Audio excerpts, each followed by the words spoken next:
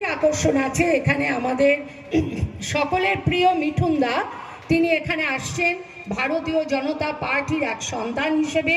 তিনি আপনাদের কাছে ভারতীয় জনতা পার্টির হয়ে আবেদন করবেন, সেই জন্য তিনি আসছেন। মিঠুন দার সান্নিধ্য পাওয়ার জন্যও আমরা অনেকে এখানে একত্রিত হয়েছি।